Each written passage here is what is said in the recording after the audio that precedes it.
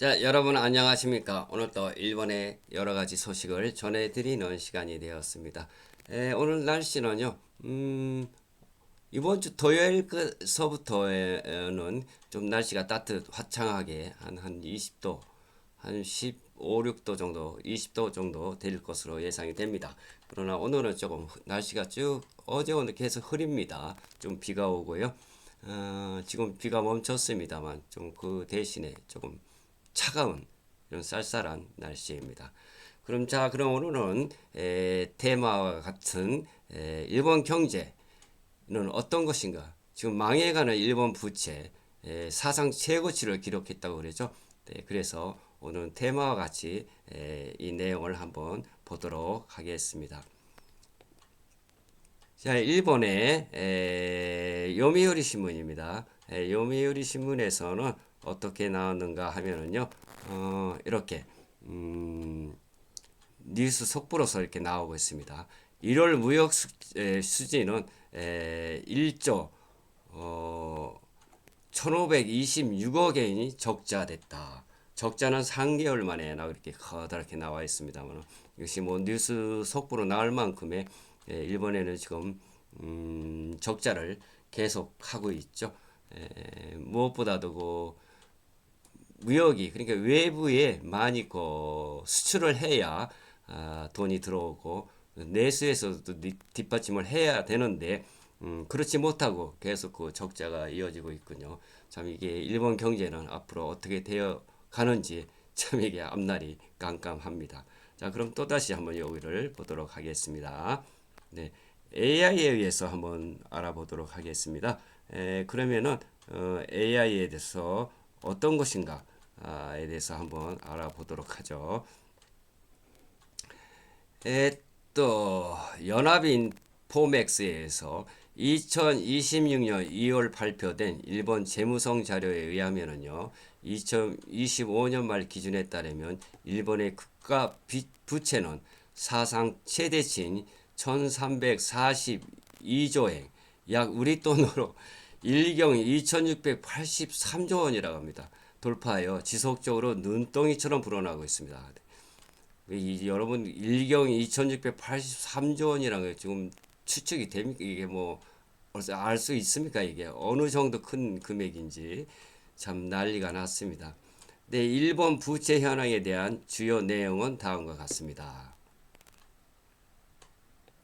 첫 번째로서는요, 부채 규모가 현황, 사상 최대 부채, 2025년 말 기준 국채, 차입금, 정부 단기 증권을 합친 국가 채무가 1342조 엔을 넘었습니다.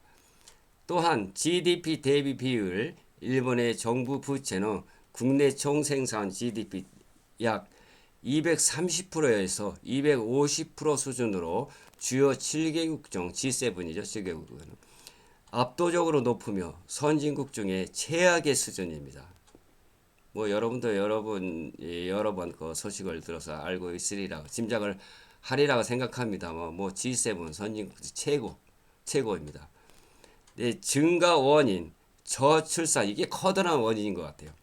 저출산 고령화로 인한 사회보장비, 의료연금 급증, 방위비 증액, 그리고 경기 부양을 위한 적극적 재정 정책이 주요 원인입니다. 라고 재팬 코리아 데일리가 이렇게 보도하고 나왔습니다.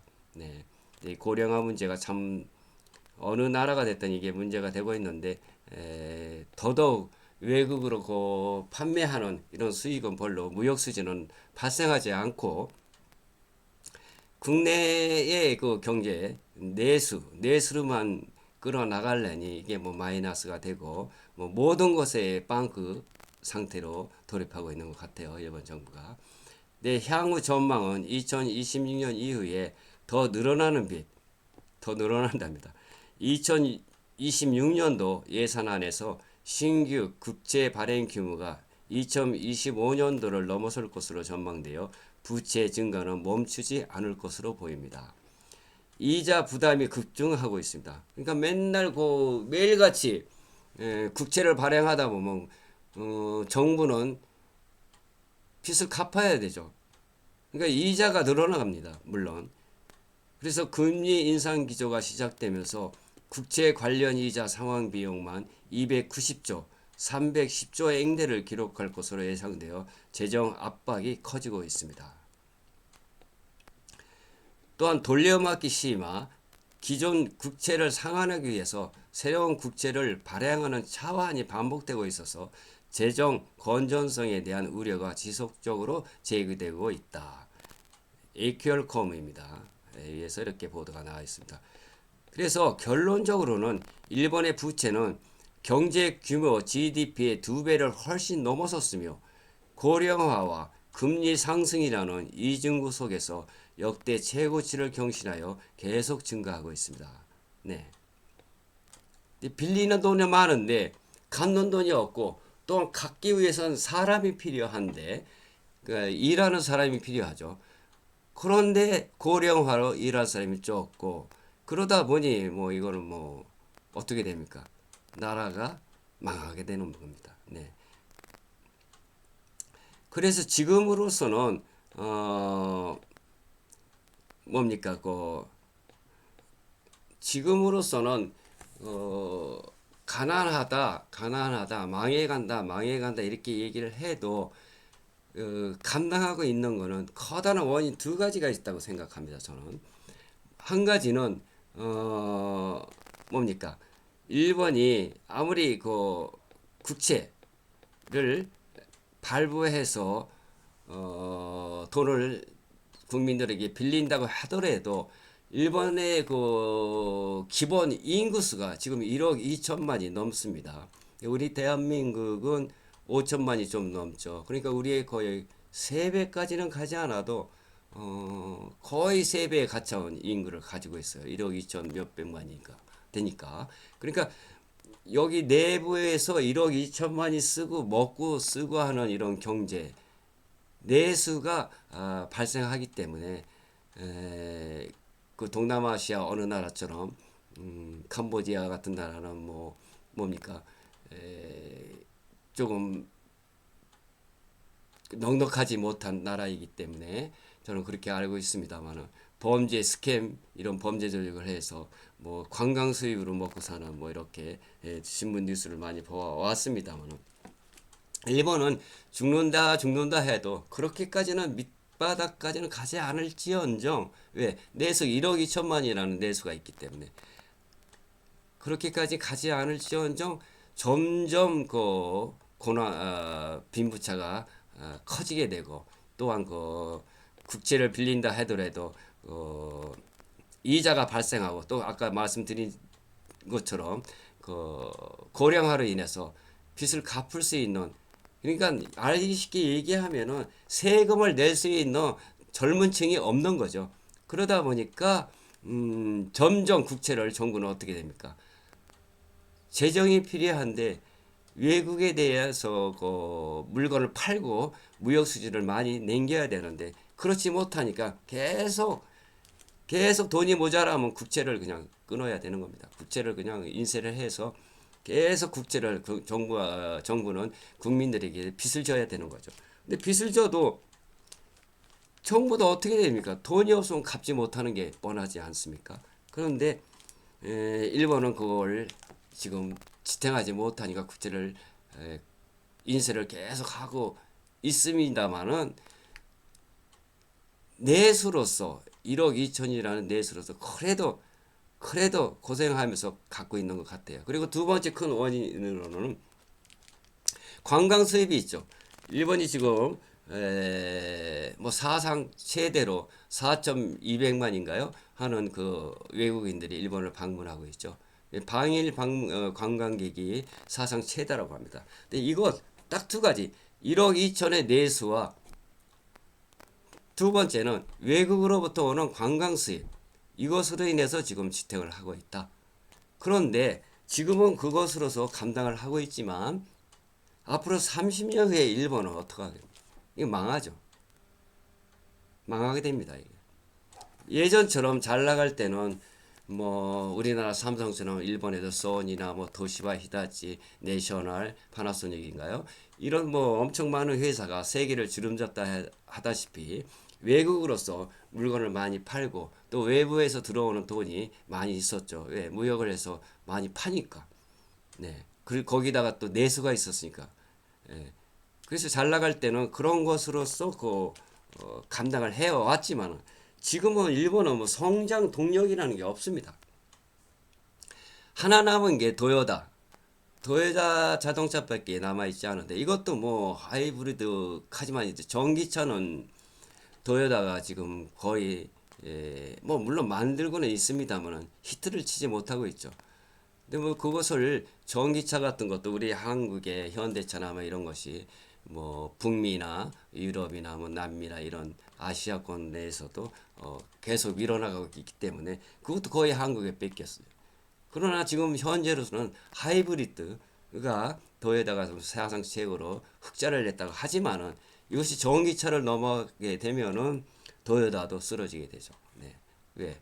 우리나라처럼 현대나 뭐 이런 뭐 테슬라나 이런 자동차 회사가 뺐기 때문에 수요가 많기 때문에 도요타는 팔리지 않습니다. 전기차로 넘어가면은 지금 전기차로 완전히 넘어가지 않았기 때문에 지금 도요타 하나만 남아 있는데 이렇게 되니까 뭐 경제는 계속 뭡니까?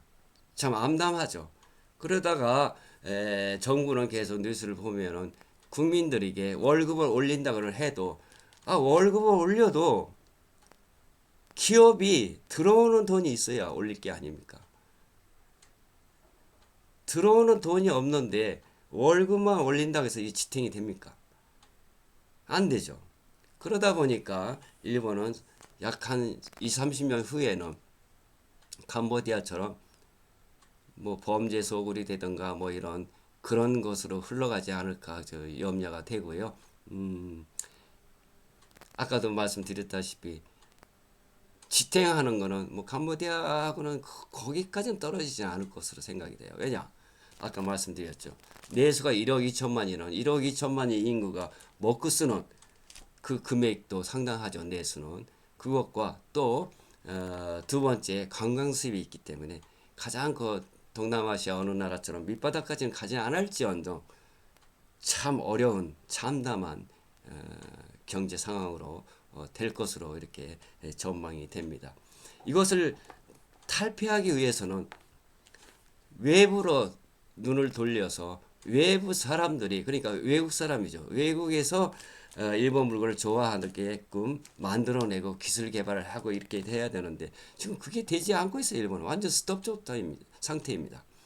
그러니 아무리 정부가 월급을 올리고 뭐 이제 다카이치 사나의 수상도 경제를 힘이 센 경제를 만들겠다 얘기를 하지만은 그러나 수상의 생각이고 외국에서 받아들일 수 있는 일본 물건을 받아들일 수 있는 그런 상황이 되느냐 하면 아직 되지 않고 있어요. 우리 성장 동력으로서 가장 발전시키고 연구하는 그래도 대한민국이 앞서가고 있고요. 또 대한민국이 일본보다 인구는 적지만은 이게 적으니까 외부로 눈을 돌려요. 우리 대한민국은 우리나라는 그렇기 때문에 일본과 한국의 상황은 현저하게 틀리다. 현저하게 틀리다. 제가 한 40년 여기 거주하고 있습니다만은 예전에 잘 나갈 때는 참 잘 나갔습니다. 그거는 뭐 다른 나라가 하지 않았기 때문에. 그러나 지금은 뭐 대한민국이나 뭐 반도체만 해도 우리 삼성과 타이완 TSMC 자동차 우리 현대니 뭐 이런 게 많이 있지 않습니까?